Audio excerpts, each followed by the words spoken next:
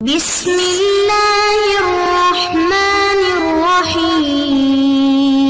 اعوذ باللہ السمیع العلیم من الشیطان الرجیم بسم اللہ الرحمن الرحیم الحمد لأہلہ والصلاة علی اہلہا عزیز طلبہ السلام علیکم ورحمۃ اللہ وبرکاتہ۔ اصول الکافی سبق 116 میں کتاب العقل والجہل کا حصہ 81 ذکر ہونے والا ہے۔ سب سے پہلے خلاصہ جات کو دیکھ لیتے ہیں۔ گزشتہ درس میں جنود عقل و جہل میں سے صفح اور انتقام کے بارے میں گفتگو ہوئی ہے۔ مفہوم شناسی، قرآنی اور روائی شواہد بھی ذکر کیے گئے۔ اس درس میں جنود عقل و جہل میں سے غنا اور فقر کے بارے میں گفتگو ہوگی۔ مفہوم شناسی، قرآنی اور روائی شواہد بیان کیے جائیں گے اور شارحین کافی کے نظریات بھی پیش کیے جائیں گے۔ امام صادق علیہ السلام نے فرمایا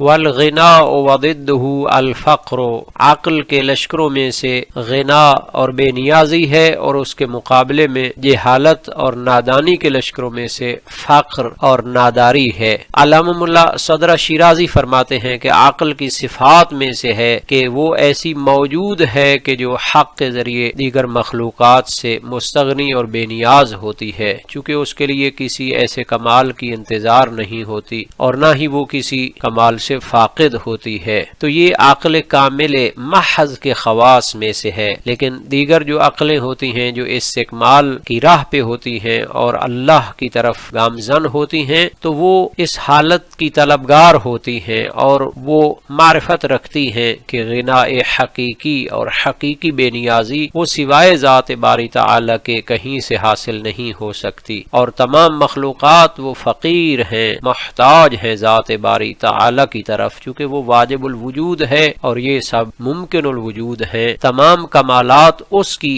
طرف سے عطا ہونے والے ہوتے ہیں، جیسا کہ اللہ تعالی نے فرمایا اللہ الغنی وانتم الفقراء، ذات باری تعالی بے نیاز ہے، تمام کمالات کی مالک ہے اور تمام مخلوقات اس کی طرف فقیر اور نیاز مند ہیں۔ جب عقلوں کو یہ معرفت حاصل ہو جاتی ہے تو انہیں توکل کا معنی سمجھ میں آ جاتا ہے۔ تو یہ بے نیازی یا حق کے ذریعے بے نیازی کا طلب کرنا یہ عقل کامل اور عقل سلیم کی صفات میں سے ہے۔ اس کے مقابلے میں فقر و ناداری، غیر ذات باری تعالی کی طرف نیاز مند ہونا اور ظاہری اسباب کی طرف اعتماد کرنا، ان سے مدد مانگنا، یہ جہالت اور نادانی کی علامت ہے اور اس کی صفات میں سے ہے۔ جو شخص ذات باری تعالی کو چھوڑ کر دوسری مخلوقات کے سامنے دست نیاز دراز کرتا ہے، وہ ذلت اور گمراہی کا شکار ہو جاتا ہے اور راہ ہدایت سے بھٹک جاتا ہے۔ جناب ملا صدر شیرازی اس بحث کے تتمہ کے طور پر فرماتے ہیں کہ اگر انسان ذات باری تعالی اس کائنات کے خالق و مالک کی معرفت نہ رکھتا ہو اور اس کو چھوڑ کر مخلوقات سے دست نیاز دراز کرے تو اس کا ثمرہ اور نتیجہ مذلت اور اضطراب اور ہیجان ہوتا ہے، اور انسان کے دل سے اطمینان اور استقامت ختم ہو جاتی ہے، اور جب کوئی بھی مشکل پڑتی ہے تو وہ متغیر اور اندر سے منزعج ہو جاتا ہے اور ایسے ہو جاتا ہے جیسے ایک صحرا میں ایک تنکا پڑا ہوتا ہے کہ اسے ہوائیں ادھر ادھر حرکت دیتی ہیں، یا ایک گہرے سمندر میں ایک سفینہ ہوتی ہے کہ اسے پھر امواج جدھر چاہتی ہیں ادھر لے کے جاتی ہیں، اور انسان اس طرح شہوات کے سمندر میں ایک بے یار و مددگار سفینہ کی طرح ہوتا ہے کہ جو مختلف مصیبتوں کا سامنا کرتے ہوئے ٹوٹ پھوٹ کا شکار ہو جاتی ہے اور گہرائیوں میں غرق ہو جاتی ہے۔ جہاں تک اس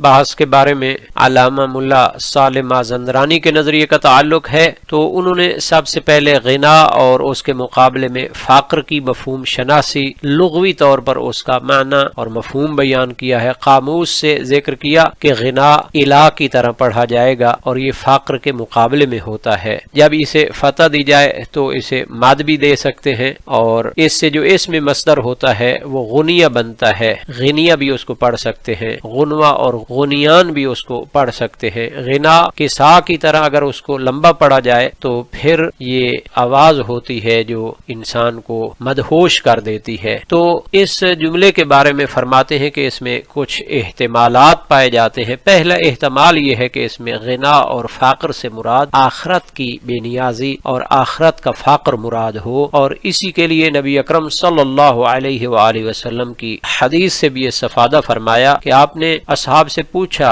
اتدرون ما المفلس، آپ جانتے ہو کہ مفلس کون ہے؟ قالوا المفلس فینا من لا درہم لہ ولا متاع، ہمارے نزدیک فقیر اور مفلس وہ ہوتا ہے کہ جس کے پاس کوئی درہم و دینار اور مال و متاع نہ ہو۔ فرمایا ان المفلس من امتی من یأتی یوم القیامہ بصلاۃ وصیام وزکاۃ ویأتی قد شتم ھذا واکل مال ھذا، میری امت میں حقیقت میں مفلس وہ ہے جو قیامت کے دن نماز روزہ لے کر آئے گا، زکوٰۃ لے کر آئے گا، لیکن اس نے کچھ گناہوں کا ارتکاب کیا ہوگا، کسی کو گالی دی ہوگی، کسی کا مال کھایا ہوگا، سفک دم ھذا، کسی کا خون بہایا ہوگا، وضرب ھذا، کسی کو مارا ہوگا، فیعطی ھذا من حسناتہ،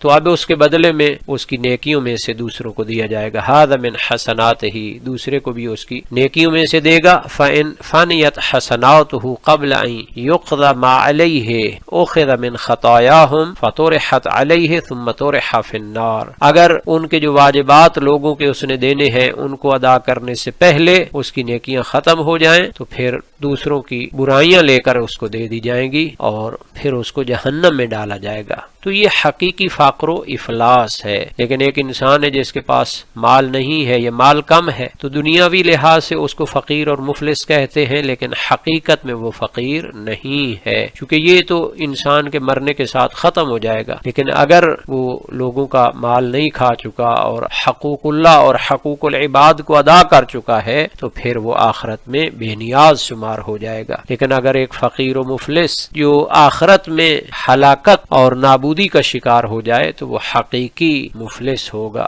الغنا والفقر بعد العرض علی اللہ، امام علی علیہ السلام کا فرمان ہے کہ بے نیازی اور فقر کا فیصلہ اللہ تعالی کی بارگاہ میں حاضر ہونے کے بعد ہوگا، کہ انسان اگر جنت میں پہنچ جاتا ہے تو اس سے بے نیاز کوئی نہیں ہوگا، اور اگر وہ دنیا میں تو امیر کبیر تھا لیکن آخرت میں جہنمی ہو جاتا ہے تو اس سے بڑا نادار کوئی نہیں ہوگا۔ وہ جو نبی اکرم کی روایت تھی اس کو یہاں پہ مصادر بھی گنوائے گئے ہیں اور اس کے راوی کا بھی ذکر کیا گیا ہے۔ غنا و فقر کے بارے میں مزید گفتگو کرتے ہوئے فرمایا اس روایت میں غنا و فقر میں دوسرا احتمال یہ ہے کہ اس سے دل کا غنی ہونا مراد ہو، اخلاق اور آداب کے ذریعے آراستہ اور مزین ہو کر وہ غنی ہو، اور ان اخلاق عالی اور اقدار عالی سے محروم ہو کر وہ فقیر ہو۔ اسی کے قریب ایک شعر ہے امام علی علیہ السلام کی طرف منسوب ہے، لیس البلیۃ فی ایامنا عجبا ان السلامۃ فیہا اعجب العجب، لیس الجمال باثواب تزینها ان الجمال جمال العلم والادب، لیس الیتیم الذی قد مات والدہ ان الیتیم یتیم العقل والحسب، کہ آزمائش وہ نہیں ہے جو انسان پر مصیبت کی صورت میں پڑتی ہے، سلامت وہ ہے کہ جس سے انسان تعجب کرتا ہے، یعنی وہ واقعاً اپنے آپ کو راحت میں محسوس کرتا ہے۔ جمال و خوبصورتی کپڑوں کے ذریعے نہیں ہوتی جن کو آپ مزین کر کے پہنتے ہیں، جمال و خوبصورتی تو علم و ادب کی خوبصورتی ہوتی ہے۔ یتیم وہ نہیں جس کے والد فوت ہو چکے ہوں، یتیم وہ ہے جو عقل و حسب کے لحاظ سے یتیم رہا ہو۔ غنا و فقر کے بارے میں تیسرا احتمال یہ ہے کہ اظہار غنا کرے مع کمال مسکنہ، حالانکہ حقیقت میں وہ فقیر ہو لیکن اس نے اپنے آپ کو اللہ کے دیے ہوئے مال اور نعمتوں پر قناعت کے ساتھ تربیت کی ہے اور نفس کو راضی کر لیا ہے، اور جو چیزیں اس کو نہیں ملی ان پر صبر کرتا ہے اور دنیا سے اعراض کرتا ہے اور اپنے مولا کی طرف متوجہ ہوتا ہے اور اس دنیا کی عارضی امیدوں کو چھوڑ دیتا ہے، قیل قال کی طرف توجہ نہیں کرتا۔ اس کے بارے میں اللہ تعالی نے فرمایا یحسبهم الجاہل اغنیاء من التعفف تعرفهم بسیماهم لا يسألون الناس الحافا، یعنی لوگ ان کو پاک دامنی کی وجہ سے غنی سمجھتے ہیں اور ان کے چہروں سے پہچانا جاتا ہے ان کو، لیکن وہ لوگوں سے اصرار کے ساتھ سوال نہیں کرتے۔ اس کے مقابلے میں فقر سے مراد کیا ہے؟ اظہار فقر ہے، لوگوں کے مال و دولت کی طرف طمع مراد ہے، اور اسی کے قریب نبی اکرم کا فرمان ہے جب آپ سے پوچھا گیا مل غنا کہ حقیقی بے نیازی کیا ہوتی ہے، تو نبی اکرم صلی اللہ علیہ وآلہ وسلم نے فرمایا الیأس مما فی ایدی الناس کہ لوگوں کے ہاتھوں کی میل کچیل ان کے مال و دولت سے مایوسی اختیار کرنا۔ بعض اکابر کا قول ہے علیک بالیأس من الناس ان غنا نفسک فی الیأس، آپ کو لوگوں سے مایوس رہنا چاہیے، اس طرح آپ کی جو بے نیازی ہے وہ لوگوں سے حرص و طمع کو ختم کرنے میں ہوگی۔ ایک اس کا چوتھا معنی بھی ہے کہ ذات باری تعالی پر توکل کرتے ہوئے دوسرے تمام اسباب و وسائل سے بے نیاز ہو جائے تو یہ حقیقی بے نیاز ہوتا ہے، اور فقر یہ ہوتا ہے کہ ذات باری تعالی کو چھوڑ کر باقی مخلوقات سے تمسک کرنا، ان سے مدد مانگنا، ان پر اعتماد کرنا۔ بہرحال ان معانی کے لحاظ سے غنا و بے نیازی عقل کے لشکروں میں سے ہے، چونکہ اس کے ذریعے عقل مذلت اور ذلت کی وادیوں سے ترقی کر کے اوج کمال کو پہنچتی ہے، اور فقر جو کہ جہالت اور نادانی کے لشکروں میں سے ہے، اس کے ذریعے انسان کے دل پر جہالت کی حکومت ہوتی ہے اور اس پر تاریکی چھا جاتی ہے، انسان کمال کی راہ کو چھوڑ کر زوال کی راہوں پہ گامزن ہو جاتا ہے۔ گویا جناب ملا صالح مازندرانی کے نزدیک غنا و فقر کے 4 احتمالات ہیں، اخروی غنا و فقر، اخلاقی غنا و فقر، تیسرا اظہار غنا یا اظہار فقر، اور چوتھا الغنا باللہ والفقر الی المخلوق۔ غنا اور فقر کے متعلق علمی اور تحقیقی مسائل کو بیان کرتے ہیں۔ لغوی معنی میں لسان العرب، کتاب العین، الصحاح اور دیگر لغوی کتابوں میں ہے کہ الغنا ضد الفقر وهو الاستغناء عن الشیء، غنا فقر کی ضد ہے اور کسی چیز سے بے نیازی کو کہتے ہیں۔ اس کے مقابلے میں فقر کا معنی ہے کمر توڑ دینا، اس لیے فقیر وہ ہے جس کی کمر حاجت سے ٹوٹ گئی ہو۔ مفردات راغب اصفہانی میں ہے الفقر الحاجہ الی ما یقیم الانسان، فقر وہ حاجت ہے جو انسان کو اپنے قیام و بقا کے لیے کسی غیر کا محتاج بناتی ہے۔ جہاں تک قرآنی اور روایی شواہد کا تعلق ہے تو قرآن میں فقر و غنا دونوں کے ظاہری اور باطنی پہلو ہیں۔ مادی فقر اللہ ہی رزق کو تنگ کرتا ہے اور کشادہ بھی، سورہ بقرہ 245۔ معنوی فقر یا ایھا الناس انتم الفقراء الی اللہ واللہ هو الغنی الحمید، سورہ فاطر 15۔ اے لوگو تم سب اللہ کے محتاج ہو اور اللہ ہی حقیقی بے نیاز ہے، یعنی حقیقی غنا اور بے نیازی اللہ کے لیے مخصوص ہے اور حقیقی فقر و بندگی اور نیاز کی علامت ہے۔ تو جنود عقل و جہل کی روایت میں غنا سے مراد باطنی غنا ہے، یعنی انسان کے نفس کا مخلوقات سے بے نیاز ہونا۔ یہاں تک روایات کا تعلق ہے تو امام علی علیہ السلام سے منقول ہے الغنا غنا النفس والفقر فقر النفس، غنا نفس کا غنی ہونا ہے اور فقر انسان کے نفس کا فقیر ہونا ہے۔ یہ بیان واضح کرتا ہے کہ اہل بیت کے نزدیک مال و دولت حقیقی غنا اور بے نیازی نہیں بلکہ دل کا سکون، قناعت اور خدا پر توکل ہی اصل بے نیازی ہے۔ امام صادق علیہ السلام کا فرمان بھی ہے من قانع بما قسم اللہ لہ فہو الغنی، الکافی جلد 2 صفحہ 139۔ جو شخص اللہ کی تقسیم پر راضی رہا وہی غنی ہے۔ جہاں تک عرفاء اسلام اور علماء اسلام کا تعلق ہے تو امام خمینی علیہ رحمہ نے فرمایا غنا بے نیازی عقل کے لشکروں میں سے ہے، چونکہ حقیقی بے نیازی یہ ہے کہ انسان اللہ کے ساتھ تعلق کے ذریعے مخلوقات سے بے نیاز ہو جائے، اور مادی بے نیازی تو اگر یہ طغیان کا سبب بنے تو یہ جہالت کے لشکروں میں سے ہے۔ علامہ ملا صدرہ شیرازی کا بھی الاسفار الاربعہ میں جلد 9 صفحہ 129 میں بیان ہے کہ اخلاق میں غنا سے مراد وہ غنا ذاتی ہے جو معرفت باری تعالی کے بعد کمال حاصل ہونے سے نفس میں حاصل ہوتی ہے، مخلوقات سے انسان بے نیاز ہو جاتا ہے۔ ابن العربی نے فتوحات مکیہ جلد 2 صفحہ 144 میں فرمایا، غنا یہ ہے کہ آپ وجود میں اللہ کے سوا کسی کو نہ دیکھیں اور کسی مخلوق کی طرف حاجت کے لیے ہاتھ نہ پھیلائیں، چونکہ جب انسان اپنے خالق و مالک اس کائنات کے واجب اور صاحب کمال کی طرف متوجہ ہو جاتا ہے تو پھر یہ ساری چیزیں ہیچ نظر آتی ہیں۔ تفسیر المیزان میں علامہ طباطبائی نے جلد 17 184 صفحہ میں فرمایا،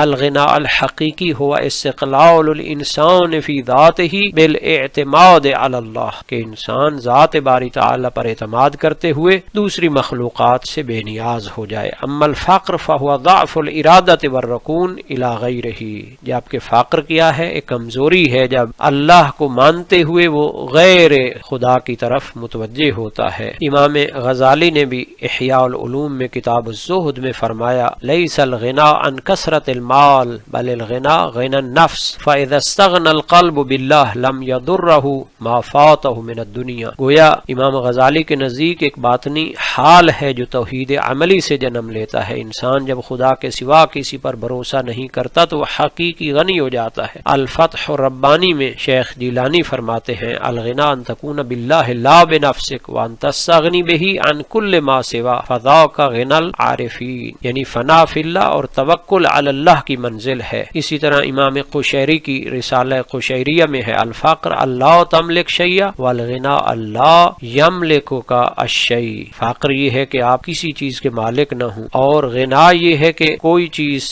تمہارے دل پر دنیا کی ملکیت کا اثر نہ ہو۔ مولانا رومی کا بھی بیان ہے، فقر آن باشد کے جز حق نہ نگری، غنا آن باشد کے از غیر بری۔ فقر یہ ہے کہ تو خدا کے سوا کسی کو نہ دیکھے، اور غنا یہ ہے کہ غیر سے بری اور بے نیاز ہو جائے۔ اسی طرح مکتوبات احمد سرحندی میں بھی اس کی تعریف ہے، الغنا باللہ اعلی من الفقر باللہ لأن الغنا باللہ شہود الوجود الحق والفقر باللہ شہود العدم۔ تو معرفت شہودی کے عنوان سے اس کو ذکر کرتے ہیں۔ آج کے سبق کا خلاصہ دیکھ لیتے ہیں۔ جنود عقل و جہل میں سے غنا و بے نیازی اور فقر اور ناداری کے بارے میں گفتگو ہوئی ہے۔ مفہوم شناسی، قرآنی و روایی شواہد بیان کیے گئے۔ اخلاقی لحاظ سے غنا انسان کے نفس میں استقلال اور قناعت پیدا کرتا ہے، جبکہ فقر ذلت اور طمع کو جنم دیتی ہے۔ فلسفی لحاظ سے غنا و فقر دونوں وجودی صفات ہیں۔ انسان کامل میں فقر الی اللہ عین غنا باللہ ہے، یعنی ذات باری تعالی پر توکل کرتے ہوئے وہ مخلوقات سے بے نیاز ہوتا ہے۔ یہی وجہ ہے کہ عرفان اسلامی میں کہا گیا، الفقر فخری، میرا فقر میرے لیے باعث فخر ہے۔ حدیث نبی مستدرک حاکم جلد 4 صفحہ 375 میں ہے۔ عرفانی پہلو میں عرفاء کے نزدیک فقر سلوک کا آغاز ہے فنا فی اللہ کے لیے، اور غنا سلوک کا انجام ہے بقا باللہ، ذات باری تعالی پر اعتماد کرتے ہوئے مخلوقات سے بے نیاز ہو جانا۔ غنا و فقر کے ظاہری معنی سے زیادہ باطنی معنی مراد ہیں۔ حقیقی غنا دل کی قناعت اور توکل سے حاصل ہوتا ہے، حقیقی فقر حرص و غیر خدا کی محتاجی سے جنم لیتا ہے۔ اس درس کے متعلق تمرینی سوالات کو بھی دیکھ لیتے ہیں اور اللہ تعالی سے دعا کرتے ہیں کہ وہ ہمیں قرآن اور سنت کو سمجھنے اور ان پر عمل کرنے کی توفیق عطا فرمائے۔